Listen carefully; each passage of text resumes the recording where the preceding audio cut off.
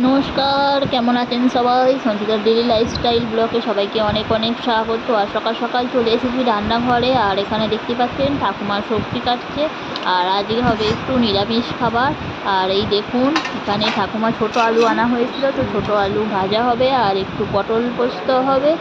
আর এই দেখতেই পাচ্ছেন আজকের ওয়েদারটা তো একটু রোদ্দুর বেরিয়েছিল সকালবেলা, আবার বৃষ্টি শুরু হয়ে যাচ্ছে। আর আমি যেহেতু সর্ষে আর পটল দিয়ে হবে, তো আমি এটা বেটে নেব। আর এই দেখুন, শিল পেতে নিয়েছি।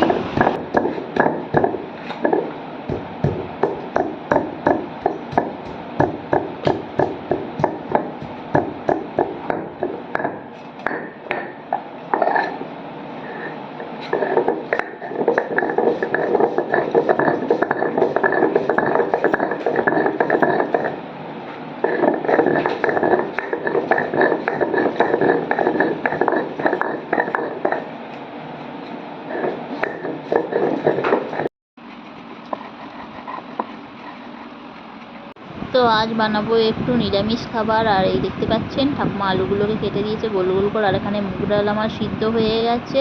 আর আলুটাকেও আমি বসিয়ে দিয়েছি সিদ্ধ করতে নুন আর হলুদ দিয়ে। আর ওখানে আমার ভাতটা তো এদিকে চাপিয়ে দিয়েছি। তো চলুন দেখতে থাকুন।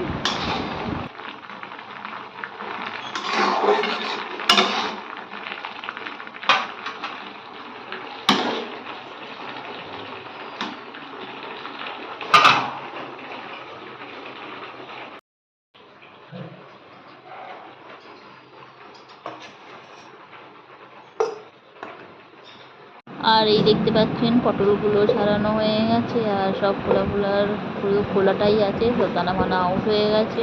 তো আমি এটাকে নুন আর হলুদ মাখিয়ে রেখে দিলাম।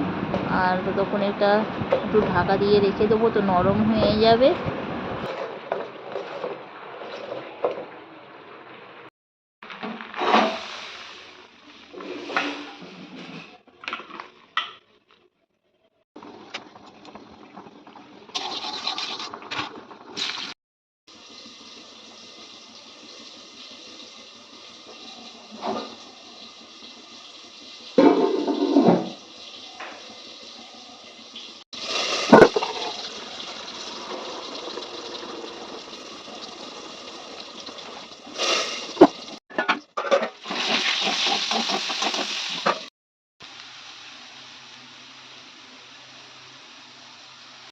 তো আলুটা একটু ভাজা হয়ে গেছে। আর একটু সামান্য নুন দিয়ে দিলাম, আর একটু দিয়ে দেবো লঙ্কা গুঁড়ো। তো নেড়ে একসাথে নেড়ে দেবো, আর খুব সুন্দর খেতে লাগবে, ঝাল ঝাল বেশ।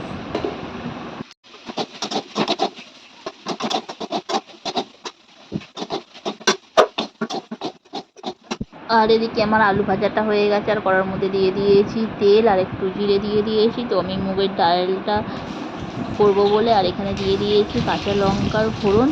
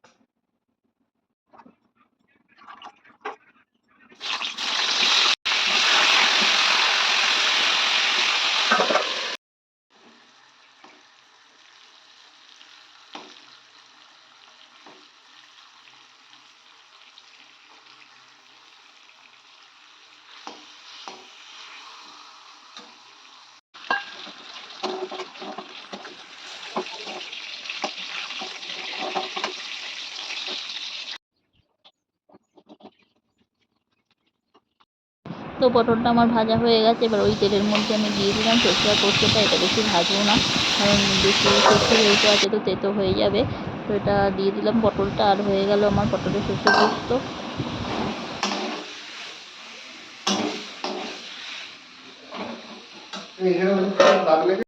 আর এই দেখুন, এটা একটু নেড়ে ছেড়ে ঢাকা দিয়ে দেবো। আর ঢাকা দিয়ে একটু ফুললেই আমি এটাকে নামিয়ে নেবো, তো রেডি হয়ে যাবে পটলের সর্ষে পোস্ত। তো নিরামিষ দিনে এরকম করলে খেতে মোটামুটি ভালোই লাগে।